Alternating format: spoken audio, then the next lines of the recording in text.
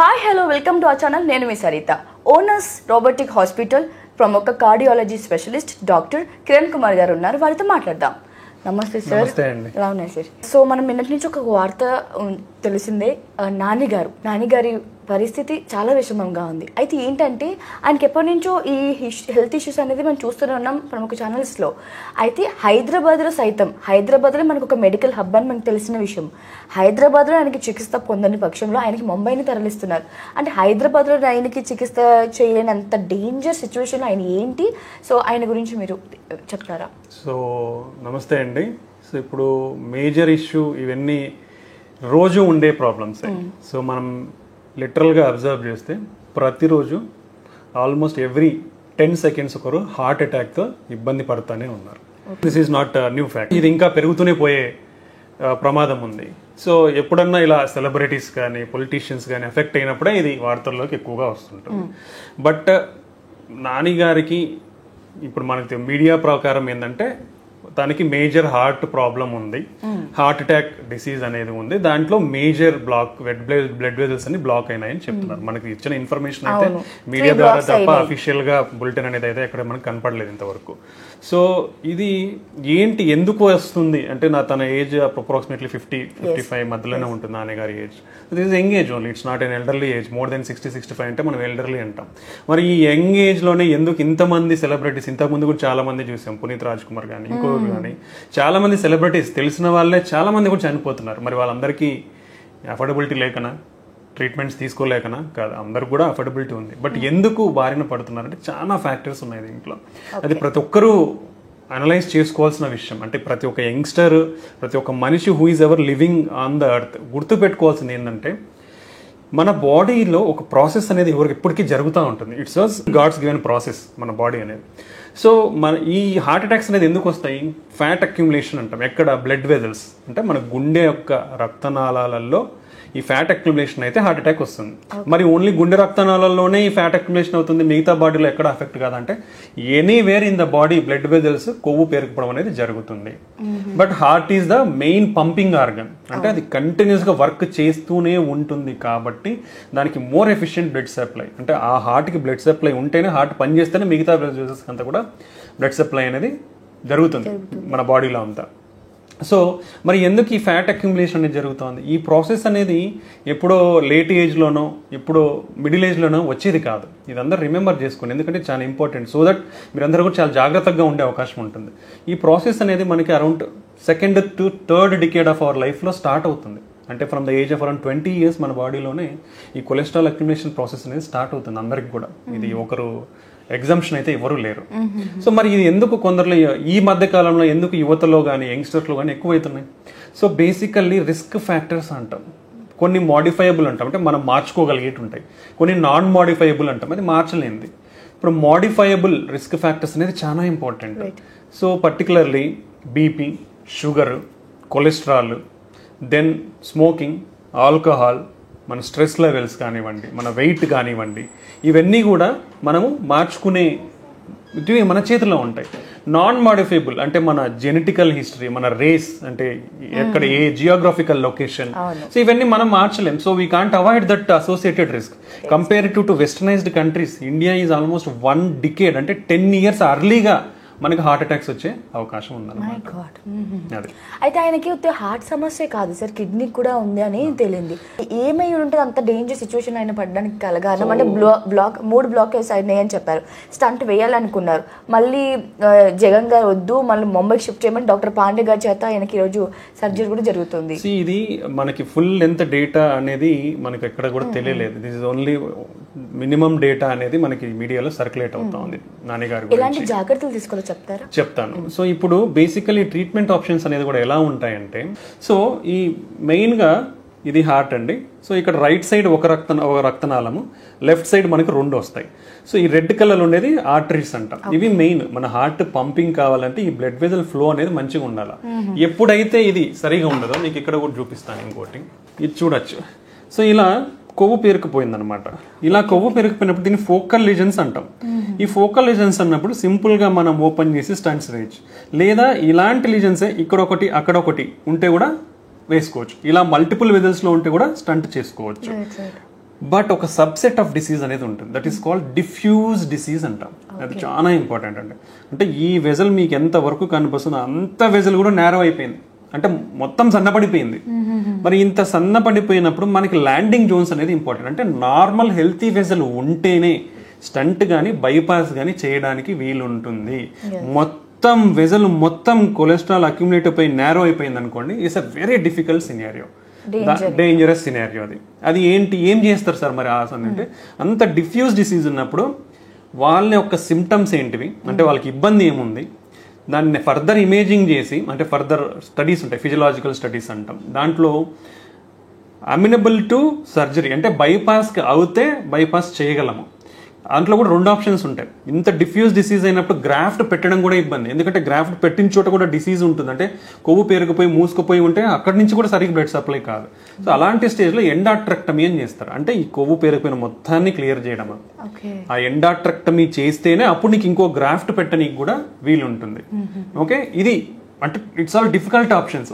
ఆ రిజల్ట్స్ అనేది కూడా కొందరిలో మంచిగా రిజల్ట్స్ ఉండొచ్చు, కొందరిలో సరిగా రాకపోవచ్చు కూడా. So there is no guarantee for that how better the result will come అనేది ఎవరు చెప్పలేము. It depends on lot of factors. ఆ డిఫ్యూజ్ డిసీజ్ సబ్సెట్ ఉన్నప్పుడు అదొక ఆప్షన్. లేదా సెకండ్ ఆప్షన్, ఇంత సన్నబడిపోయినప్పుడు మేజర్ వెజల్ ఎక్కడైతే బ్లాక్ అయింది, ఇంకా మొత్తం డిసీజ్ ఉన్న చోట కూడా మేజర్గా ఎక్కడ మూసుకుపోయింది మోర్ దెన్ 80-90%, అలాంటి ఫోకల్ స్టంటింగ్ చేసుకోవచ్చు. అలాంటి ఒక పద్ధతి. లేదు ఇవన్నీ చేసినా ప్రాబ్లం ఎక్కువనే ఉంటుందంటే మెడికల్ మేనేజ్మెంట్, మందులతో వాడాల్సిందే. సో ఇలా మల్టిపుల్ ఆప్షన్స్ ఉంటాయి.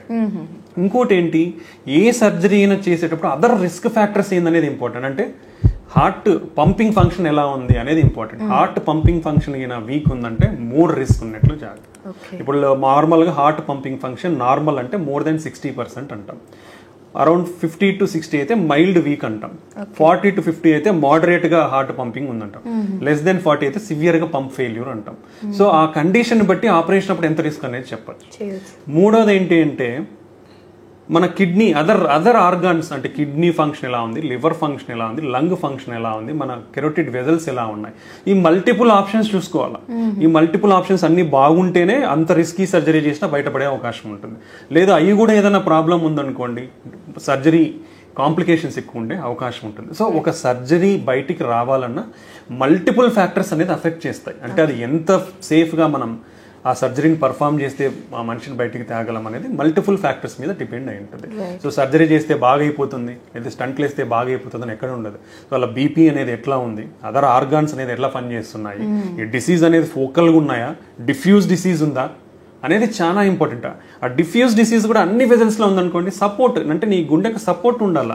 ఆ ప్రొసీజర్ చేసేటప్పుడు కానీ మనం ఎట్లాగో బైపాస్ చేసిన తర్వాతనే ఆ ఆర్గాన్ పర్ఫ్యూజన్స్ అని సపోర్ట్ ఇచ్చిన తర్వాత చేస్తాం కాబట్టి ఓ ఛాన్స్ ఉంటుంది అనమాట. But still it is a risky సర్జరీనే ఉంటుంది. సో ఇది మనకు ట్రీట్మెంట్ ఆప్షన్స్. సో అంటే ఒక స్టంట్ వేయాలన్నా బైపాస్ చేయాలన్నా ఒక సింపుల్గా ఏదో ఇలా చూసి డిసైడ్ చేయకుండా చాలా ఫ్యాక్టర్స్ కన్సిడర్ చేసి దాంట్లో బెస్ట్ డెసిషన్ అనేది ఎప్పుడైనా పిక్ చేస్తారు డాక్టర్స్ అనేవాళ్ళు. ఓకే, అది ట్రీట్మెంట్ ఆప్షన్స్.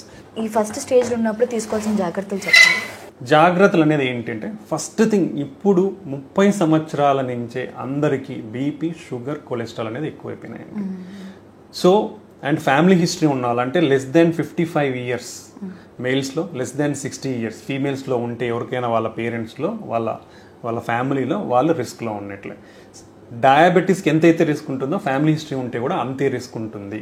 ఓకే, ఇది ఫస్ట్ థింగ్ గుర్తుపెట్టుకోండి.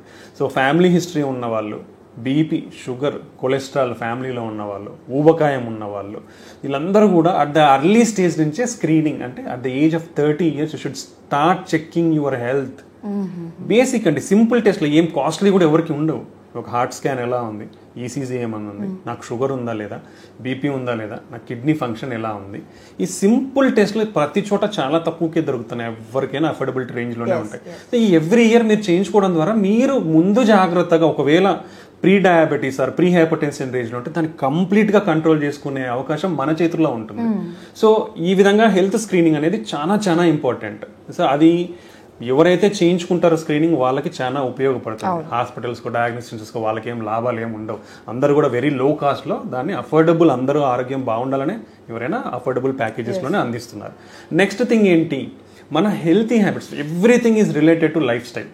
దీని అన్నిటికీ non communicable disorders are lifestyle. ఇప్పుడు అందరూ కూడా మాట్లాడాల్సింది lifestyle related disorders.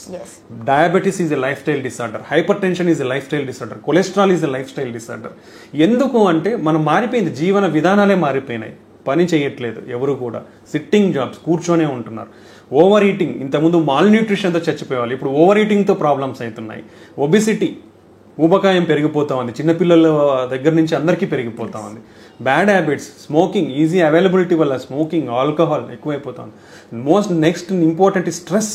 It may be family stress, financial stress, job stress, political stress, social stress, peer stress, everything is important. ఏ చిన్న స్ట్రెస్ ఉన్నా మీ బాడీలో హార్మోనల్ రియాక్షన్స్ ఉంటాయి. ఆ హార్మోన్స్ అన్నీ కూడా యాక్ట్ అయ్యి మీ కొలెస్ట్రాల్ అక్యుములేషన్ని దెబ్బతీస్తాయి. కాబట్టి everything is important. Air pollution is important, sleep, adequate sleep is important, exercise is most important.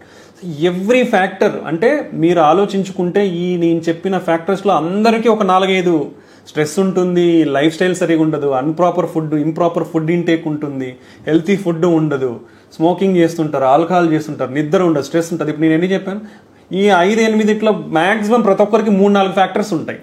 ఈయన ఉన్నాడు కంపల్సరీ రిస్క్ లో ఉన్నట్టు, అంటే ప్రతి మనిషి రిస్క్ లో ఉన్నట్లే. కాబట్టి ఇవన్నీ తగ్గించుకునే మార్గాలు ఎత్తుకోవాలా, పరిగెత్తాల. జీవితంలో మనం ఎదగనీకి పరిగెత్తాల. పరిగెత్తే దాంతో మీ ఆరోగ్యం చూసుకొని పరిగెత్తాలి. అంతేగాని ఆరోగ్యాన్ని వదిలేసి పరిగెత్తితే ఎవరికి లాభం ఉండదు. నష్టపోయేది నువ్వు లేదా మీ ఫ్యామిలీ నష్టపోతారు. కాబట్టి సో ఎప్పుడు కూడా బ్యాలెన్స్డ్ లైఫ్ స్టైల్ అనేది చాలా ఇంపార్టెంట్. సో ఆల్వేస్ ఇంట్లో వండుకోండి, ఇంట్లో ఆరోగ్యకరంగా వండుకొని తినండి, బయట దాని మీద డిపెండ్ అవ్వద్దండి. ఎక్కువ కూరగాయలు, పండ్లు తీసుకోండి. Minimum per day 3 to 5 times vegetables and fruits తినాలి. ఇది గుర్తుకు పెట్టుకోండి. నాన్ వెజ్ కాదు తినాల్సింది, దానివల్ల ఉపయోగం ఉండదు. Non vegetarian either fish or chicken weekly 2 times మాత్రమే తినండి. మటన్లు ఇవన్నీ మానేయండి. మ్యాక్సిమం 2 నెలలకు ఒకసారి మాత్రమే తినండి. ఆయిల్ రిచ్ ఫుడ్స్, అసలు ఆయిల్ ఫ్రైడ్ ఫుడ్స్ ఇవన్నీ అవాయిడ్ చేయండి. పర్ పర్సన్ 4 teaspoons ఆయిల్ మాత్రమే వాడాలి. టీ స్పూన్ అంటే చిన్నది, పెద్దది కాదు, టేబుల్ స్పూన్ కాదు. సో అదే వాడాలి, అంటే చాలా తక్కువ వాడుకోవాలి. సాల్ట్ ఇంటేక్ తగ్గించాలి పర్ పర్సన్. అండ్ షుగర్, నువ్వు ఎంత షుగర్ తీసుకుంటే నీ బాడీలో అంత ఫ్యాట్ ఎక్కువ అవుతుంది, దానివల్ల బ్యాడ్ ఉంటుంది. So all packed foods, if you take any bakery items, any packed foods like chips, నువ్వు ఏం తీసుకున్నా, pizzas, burgers, okay, sandwich or puff, samosa, egg puff, samosa, bakery items, cakes, anything is dangerous. Nothing is healthy. Remember, all packed foods, all bakery items are unhealthy only. So maximum try to avoid all these unhealthy foods. Right. Okay. So and most important is exercise. For ourselves, spare at least 30 minutes of time per day. Either walking, cycling, jogging, swimming. ఒక 30 minutes మీరు మీకోసం exercise చేయండి, లేదా ఎక్కువ నడవండి. At least ఒక 10,000, 8,000, 6,000 at least minimum 6,000 to 10,000 steps నడవండి మీకు వీలైనంతసేపు. సో రెడ్యూస్ సిట్టింగ్, మధ్యలో లేచి నిలబడుగా మీరు పని చేస్తుంటే కూడా 10 నిమిషాలు లేయండి, లేచి మళ్ళీ పోయి కూర్చోండి, అటు ఇటు తిరగండి. So and completely the most two important dangerous, sugar మన దగ్గరికి రాకూడదు, ఎందుకంటే అది మన చేతుల్లో లేదు, జెనెటిక్స్ ఇవన్నీ చాలా ఉన్నాయి. స్మోకింగ్ దగ్గరికి మనం వెళ్ళకూడదు. ఈ 2 లేకుంటే మ్యాక్సిమం మన డిసీజెస్ తగ్గే అవకాశం ఉంటుంది. Simultaneously any bad habit, smoking, alcohol, drugs, ఇవన్నీ కూడా ఎవరు దాని దగ్గరికి వెళ్ళొద్దండి. Everything is harmful, nothing is beneficial. Even alcohol is also dangerous. Okay, కొంచెమే తీసుకుంటే బాగుంటుంది. ఇవన్నీ ఓల్డ్ స్టడీస్, న్యూ స్టడీస్, ఈ కొంచెమే అనేది రోజు కొంచెమే అక్యుములేట్ అవుతుంది, దాని ఎఫెక్ట్ అంతా ఒకసారి అక్యుములేట్ అయ్యి మొత్తం చూపిస్తుంది, ఆ రోజు మర్చిపోతాడు. కాబట్టి ఇవన్నీ బ్యాడ్ హ్యాబిట్స్ మానేయండి. హెల్తీ ఫుడ్ తీసుకోండి, రెగ్యులర్ ఎక్సర్సైజ్ తీసుకోండి, రెగ్యులర్ హెల్త్ చెకప్స్ చేయించుకొని మీరు ముందే మీ ప్రాబ్లమ్స్ని ఐడెంటిఫై చేసుకోగలిగిన వాళ్ళు అవ్వండి. ఒకవేళ ఫుల్ బ్లోన్ డయాబెటీస్ కానీ షుగర్, కొలెస్ట్రాల్ రాకముందే మైనర్ ప్రాబ్లమ్స్ ఉన్నప్పుడే దాన్ని కరెక్ట్ లైఫ్ స్టైల్ ద్వారా, ఒకవేళ అవసరమైతే కొద్దిపాటి మెడికేషన్స్ ద్వారా దాన్ని కంట్రోల్ చేసుకొని మీ హెల్త్ని దగ్గరలో ఉంచుకుంటే ఈ యంగ్ ఏజ్లో వచ్చే హార్ట్ ప్రాబ్లమ్స్, సడన్ డెత్స్, ఇవన్నీ కూడా మనం తగ్గించుకున్న వాళ్ళం అవుతారు. సో నాన్నగారి కండిషన్ ఇలా ఉంది, ఆయనకి ఎంతవరకు సివియారిటీ ఉందనేది మనకి ఇంకా క్లారిటీ రాలేదు. సో ఎటువంటి డిసీజ్ ఉంటే ఎక్కడ హై ఎండ్ కేర్ అనేది ఆప్ట్ చేసుకుంటారు అనేది మీకు మనం రఫ్గా తెలుసుకున్నాము. సో బెటర్ తనకి what ever the treatment options అంతా కూడా మంచిగా జరిగి, హోప్ ఆల్ ఆయన ఫ్యాన్స్ కానివ్వండి, అందరు కానీ ఎవరైనా, hour doctors effect is to bring back a life. అది మా ఉద్దేశం ఎప్పటికి కూడా అలానే ఉంటుంది. నాన్నగారు కూడా అంతే ఆరోగ్యంగా మళ్ళీ తిరిగి రావాలని కోరుకున్నారు. థ్యాంక్ యూ అండి. Thank you so much.